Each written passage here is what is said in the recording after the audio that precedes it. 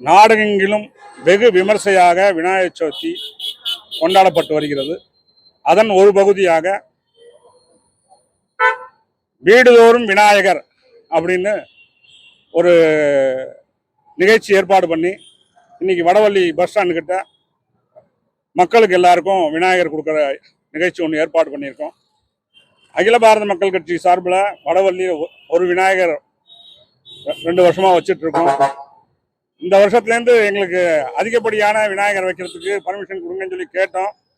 காவல்துறையில் ரொம்ப கெடுபிடி பண்ணுறாங்க. ஒரு விநாயகருக்கு மேலே வைக்கிறதுக்கு எங்களுக்கு அனுமதி கொடுக்கல.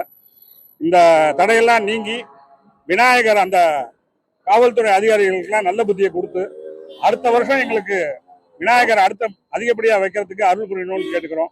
விநாயகர் சதுர்த்தி விழா ஒவ்வொரு ஆண்டும் இந்தியா முழுவதும் சிறப்பாக கொண்டாடி வருகின்றோம்.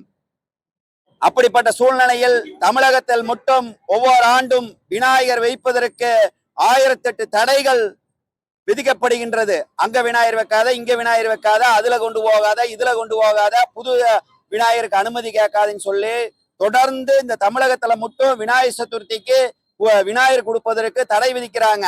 இதையெல்லாம் தேசபக்தர்களான எங்களை போல ஆட்களுக்கு மிகப்பெரிய ஒரு வருத்தமாக இருக்கின்றது. இந்திய தேசத்திலே 80% இந்துக்கள் வாழ்ந்து கொண்டிருக்கின்றார்கள். அப்படிப்பட்ட சூழ்நிலையில் இந்துக்களுடைய முக்கிய பண்டிகையான இந்துக்களுடைய ஒற்றுமை திருவிழாவான அந்த விழாவை கொண்டாடுவதற்கு, கடவுளை வைத்து வழிபாடு நடத்துவதற்கு எங்களுக்கு தடை என்பது மிகப்பெரிய ஒரு வருத்தத்தை ஏற்படுத்துகின்றது. வருகிற காலங்களிலாவது இப்படிப்பட்ட விநாயகர் வைப்பதற்கு தடையெல்லாம் தமிழக அரசு விதிக்கக்கூடாது என்று கேட்டுக்கொள்கின்றோம்.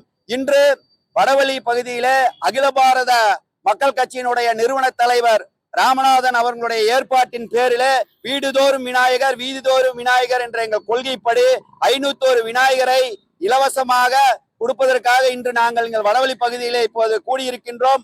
அடுத்த ஆண்டு அகில பாரத மக்கள் கட்சியும் இந்துஸ்தான் மக்கள் சேவா இயக்கம் சூலூர் பகுதியில 2500 விநாயகரும், வடவள்ளி பகுதியில 2500 விநாயகரும் இலவசமாக கொடுப்போம் என்பதையும் இந்த நேரத்திலே பத்திரிகை வாயிலாக தெரிவித்துக் கொள்கின்றோம்.